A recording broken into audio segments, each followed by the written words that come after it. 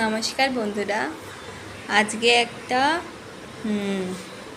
Recipe বানাবো mutton দিয়ে। এটা আমার ইউটিউব থেকেই দেখেছি। এটার নাম হচ্ছে জাহাজি কোরমা। এটা হায়দ্রাবাদের নিজামেরা বানিয়েছিলেন।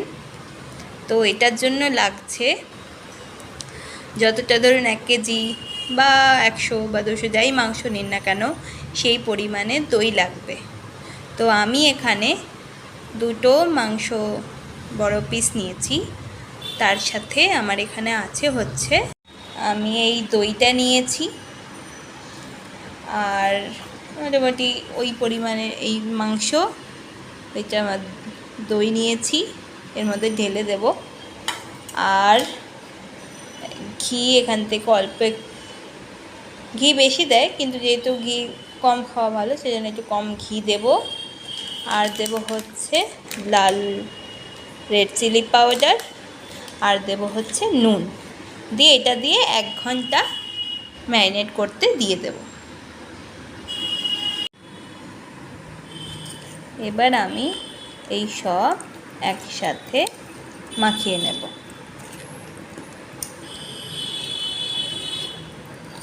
দিয়ে এবারে 1 ঘন্টা এটা ঢাকা দিয়ে দেব। প্রায় 1 ঘন্টা ম্যারিনেট করে রাখার পর এবার ওই মাংসটা প্রেশার কুকারে ঢেলে দিলাম প্রথমে।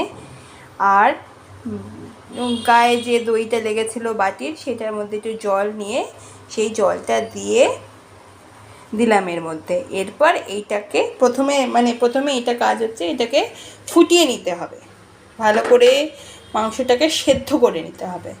তো সেটাই এখন করছি, আগে সেদ্ধ করে নেব।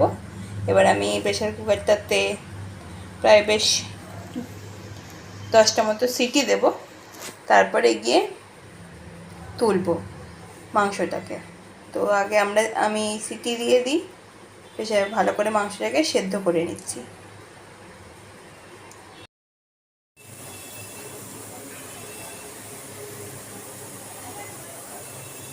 মোটামুটি আমার ওই 7টা মতো সিটি দেওয়া হয়ে গিয়েছে, আর 3টে বাকি।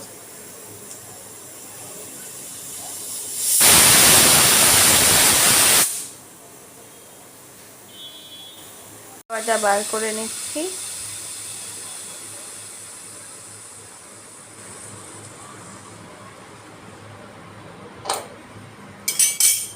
দিয়ে এবার এটার ঢাকনাটা আমি খুলে দেব। মোটামুটি 10-এর বেশি সিটি দিয়ে এটা বানালাম, সেদ্ধ করে নিলাম মাংসটা। এরপরে এটা কড়াইতে যাবে। এবার মাংসটা কড়াইতে গরম করতে দিয়ে দিলাম। এটা ভালো করে সেদ্ধ হবে এবং জলটা কমে গিয়ে গ্রেভি হয়ে যাবে।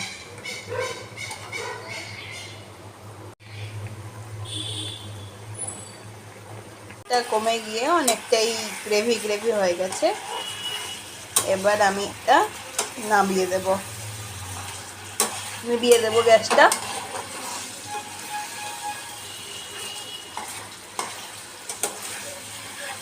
আমি এটা রুটি পরোটা দিয়ে তো খুব ভালো লাগবে না, আমার যেহেতু রুটি আর পরোটা খাওয়া বারণ, বেসিক্যালি আটাটা মধ্যে গ্লুটোন থাকে, তাই সেজন্য আমি এটা একটু ভাত দিয়ে খাবো। তাহলে মেনলি রুটি পরোটার সাথে বেশি ভালো লাগবে। কেমন লাগলো রান্নাটা জানিও বন্ধুরা। সবাই খুব ভালো থেকো, টাটা।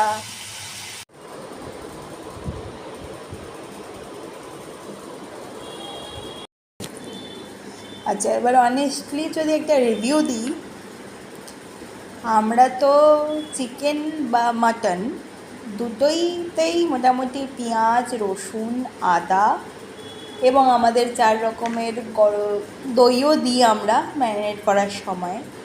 এবং ওই পেঁয়াজ, রসুন, আদা, লঙ্কা, টমেটো, আর হচ্ছে আপনার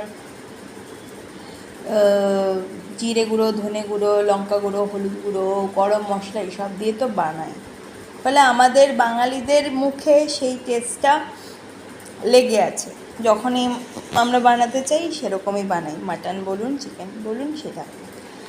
এবার ব্যাপারটা হচ্ছে এই শুধুমাত্র দই, শুধুমাত্র ঘি আর শুধুমাত্র লঙ্কা গুঁড়ো আর নুন দিয়ে এই প্রিপারেশনটা খেতে যে খুব ভালো হয়েছে বলবো না, আবার খুব ভালো, খুব মোটামুটি হয়েছে, কিন্তু হ্যাঁ এটা একটা নতুনত্ব রয়েছে এই খাবারটার মধ্যে।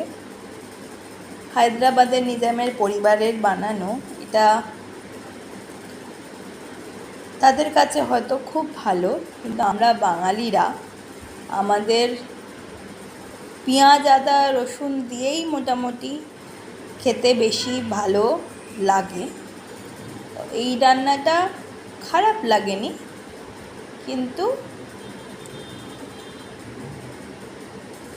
ঠিক আছে, মানে চলবে আর কি, খুব একটা ভালো লাগেনি আবার খারাপও লাগেনি, মোটামুটি ভালো লাগবে।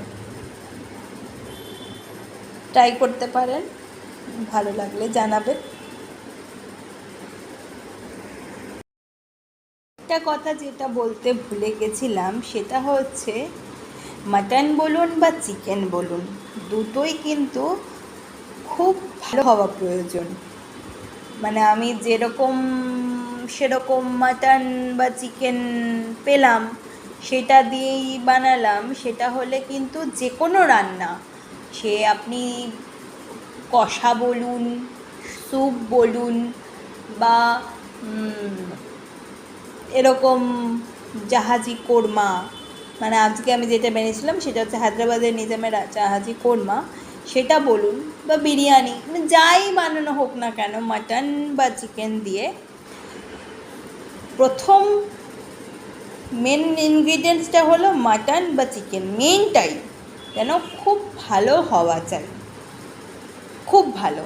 না হলে যে কোনো রান্নার আপনি যত ভালোই করুন না কেন সেটা কিন্তু ডাউন হয়ে যাবে, খারাপের দিকে বেশি লাগবে। আমি আজকে এই মাটনটা কিনেছিলাম ক্লাসিক মাটন শপ, কলকাতার অশোকনগরের কাছে একটা দোকান থেকে।